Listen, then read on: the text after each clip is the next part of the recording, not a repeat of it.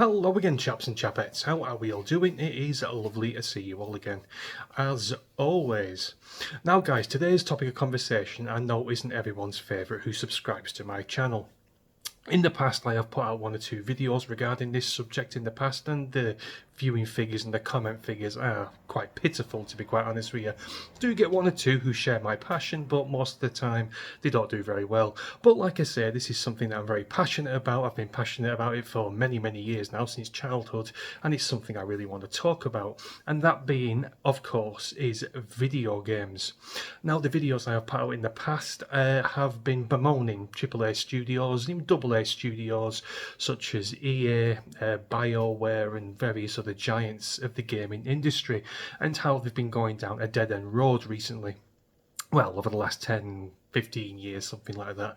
And that dead-end road being, of course, injecting wokeism into video games, particularly ones that get right up my fucking nose are RPGs. Now, RPGs are role-playing games, and they are games that you can immerse yourself in to a fictitious world and escape from the bullshit world that we're all forced to live in under current times, with their political correctness, pronouns and various other rainbow coloured bullshit being shoved down your throat at every given opportunity.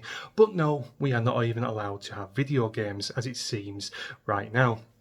Now, if you want to know what I'm talking about, just scroll back through videos in my channel and you'll find a couple that I am talking about. But it has happened again. Another, I'd say, quite a big giant of the gaming industry has gone down this road of dead-end road of wokeism and shoving shit down your throat that you don't really want being there. And that, of course, is a game developer called Obsidian. Now, for the people that don't know out there, Obsidian made a fantastic game about 15-20 years ago now, probably even longer, called Fallout New Vegas. Now, when that came out, it was a buggy mess, it was clanky, it was junky, it was just a complete mess. But it was very much loved by the gaming community. People like me and people who like Fallout games and RPGs, various other things. And they have recently come out of a new game called Avowed. Now, I started playing this about an hour or two ago just to see what it's like. I've seen the reviews over on YouTube and various other gaming websites. And it doesn't look good, guys, it really doesn't. But I thought, no, I'll give it a chance. It does look right up my alley. There's magic in there, there's RPG elements and various fighting techniques. It's all done in first person, quite similar to Skyrim. There are one or two left-wing journalists out there who are saying this is scratching the Skyrim itch, because it's been a very long time since we had an Elder Scrolls game, and I can tell you right now, this does not scratch that itch. Now, let me just bring the character creation screen into question first and foremost. Now, I tried, and I really did try for a long time. It must have been a good 25-35 minutes to make an attractive female character for myself, which I do tend to do in RPGs. I'm not being a pervert, that's just the way I am. I prefer to play female characters, and I just couldn't do it. I tried my best, I tried fiddling around with the little sliders, I tried all sorts, and I just simply could not make a relatively attractive female. Hence why, going down this wokeism road, you are not allowed to have attractive female characters in games now, because it's deemed sexist or misogynistic. Tell you what, right, I'll turn the camera around, I'll show you what I've come up with on this game, right? You can see that. See that there? I wouldn't necessarily call that very attractive. Let me see if I can zoom in a little bit here. Oh, there we go. Yeah, there we go. Couldn't do the lips. I tried my utmost damnedest to change the lips because they look like a certain demographic of people on this planet. I'm pretty sure you know who I'm talking about. I couldn't... bollocks. I couldn't change her bust size. I couldn't change her buttock size. Everything had to be flat and very male-like, very chiseled jaw and everything else. Like I say, I tried my damnedest, but I simply could not do it.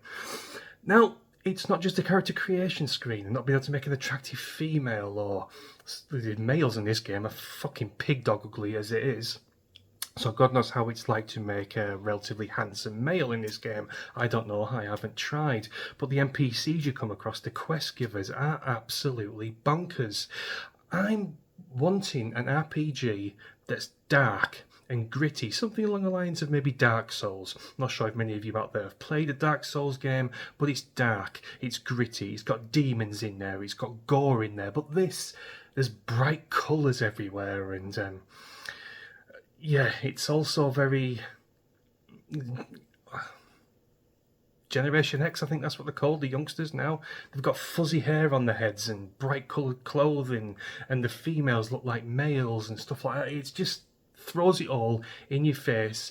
A modern day world inserted into a fantasy world that you want to try and immerse yourself in to escape the world that they're trying to inject into their games, if you know what I'm talking about.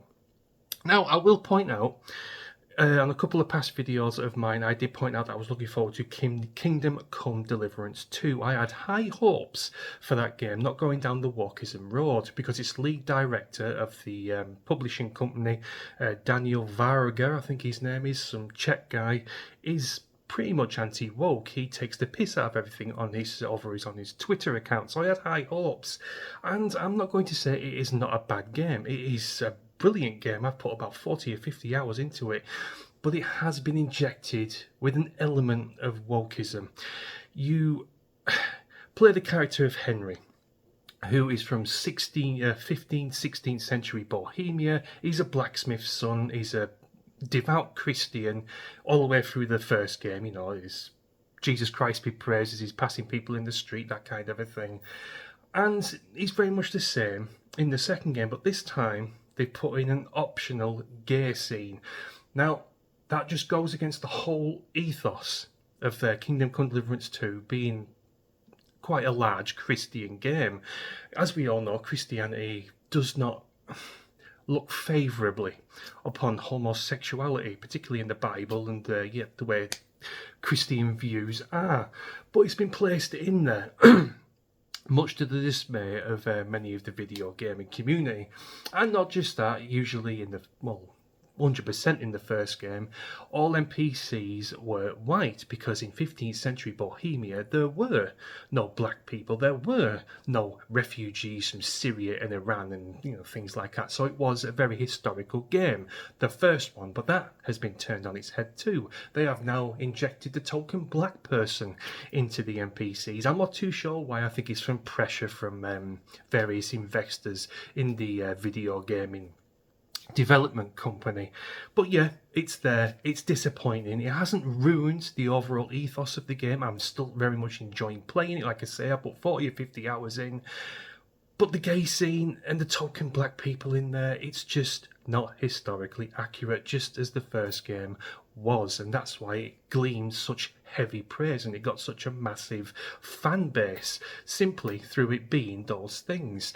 Now, a lot of people have bemoaned those things on Kingdom Come Deliverance 2 and said, oh, we're going to boycott it, not going to play it. I'm not going to go down that route because I'm enjoying playing it. But this Avowed that I just showed you on the screen there, I think I'm going to put about another hour into this, and if it doesn't change, yeah, I'm going to uninstall it and then never touch it again. Thankfully, it's on Game Pass, so I've not had to pay for it personally. But yeah, it's not very good, guys. It's too bright, it's too colourful, it's too cartoony for me. When I log into an RPG and I play an RPG, I want darkness, I want grittiness, I want choices being made that are going to affect the overlying arc of the story. You know, you can be an evil bastard, you can be a horrible bastard, you can be a nice bastard. It all goes into the very ethos of what an RPG should be to the player, and it's being lost year in, year out. Apart from Kingdom Come Deliverance 2, I don't think I have, on the top of my head, can remember a decent game. Probably Elden Ring, I think that was the last one prior to Kingdom Come Deliverance 2. So yeah, it's in a sorry state of affairs at the minute, guys. It's not in a very good place. I can't see it changing anytime soon. Hopefully some eyes might be opened when people simply refuse to buy these games anymore, and the bad reviews keep pouring in, and the negative reviews, etc, etc. People who invest in these companies will start wanting a return on that investment, and it's not going to happen if the games aren't selling. Dragon Age: The Veilguard, that I've made a couple of videos about in the past, is a prime example. They invested hundreds of millions into that game, and it's barely sold just over 1 million copies, which is absolutely diabolical for such a massive company such as EA and BioWare, and such a well-known franchise such as Dragon Age. So long may it continue. Long may people be disappointed in these games, because I think that's the only way you will ever get anything to change. Once you hit these people in the pocket and they start feeling the pinch, will anything ever begin to change? Start employing people who are passionate about game developing, people who are passionate about video games in general, and people who are passionate about the fans of the games that you are creating. Stop employing activists and people based on their skin colour, because it's just going to drag your company even further down the shitter.